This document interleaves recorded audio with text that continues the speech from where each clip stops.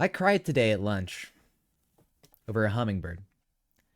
And you may have already seen the video. You may know exactly what I'm talking about. It may have sprung to life for you here. But if not, it is a sad video. And there are animals that have passed on. So I'm going to give you a second to click off if that's something you're not in an emotional state to be in. Because I definitely wasn't. But I'm very appreciative of it regardless. So I'm about to click on if you want to click off. But if not, I hope you can help me further this discussion. I'd really appreciate it.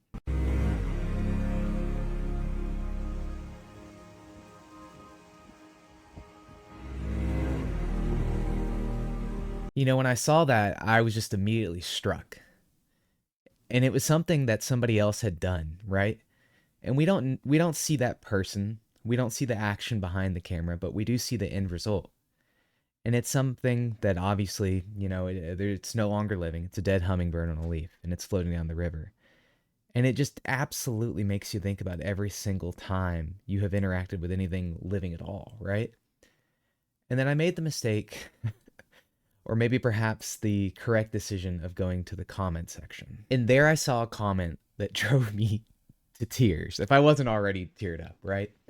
Hummingbirds can pollinate up to 2,000 flowers a day and usually live around 4 years. She likely visited 3 million plants before floating away on one she helped bloom.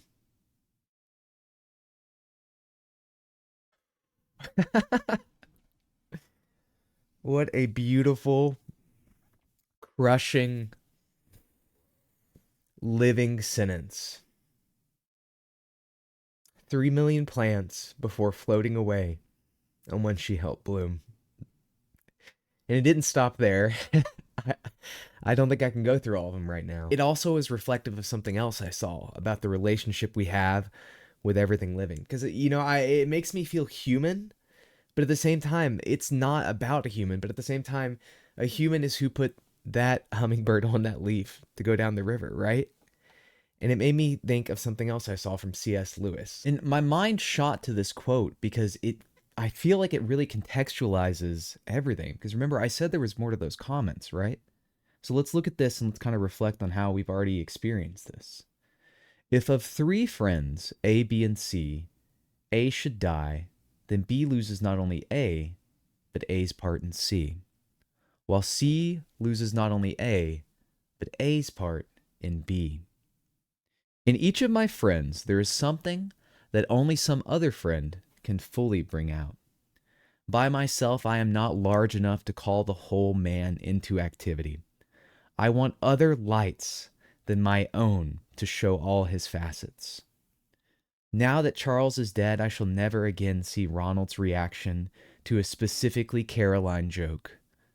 Far from having more of Ronald, having him to myself now that Charles is away, I have less of Ronald. Hence, true friendship is the least jealous of loves. Two friends delight to be joined by a third, and a three by a fourth, if only the newcomer is qualified to become a real friend. They can then say, as the blessed souls in Dante, here comes one who will augment our loves. For in this love, to divide is not to take away. That love goes beyond friendships. That hummingbird is a reflection of one who comes to augment our love, our experience, our humanity, our living nature. For in that love, to divide is not to take away. And people in the comments, beyond that first beautiful statement, just eviscerated me with example again and again and again of augmented love. They started posting animals with flowers of their own, with Liv saying no animal is too small to be remembered, right?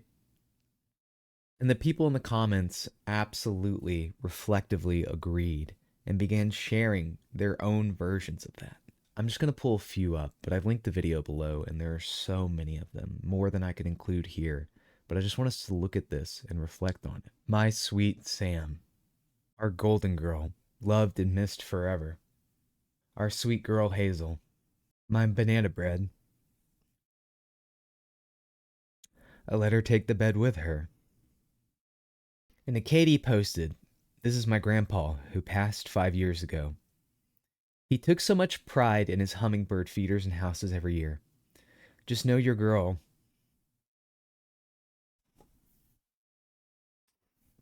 as someone looking after her."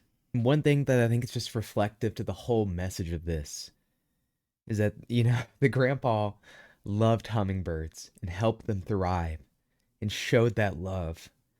And that hummingbird was able to help the pollen spread and visit those millions of flowers.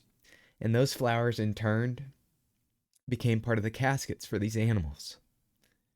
And it's a love that, when divided, does not take away, but augments. And that's kind of what I wanted you to reflect on, what I want to reflect on myself. These videos, these types of videos, are letters to myself as a way of communicating to you as well, right? How have you shown love that augments?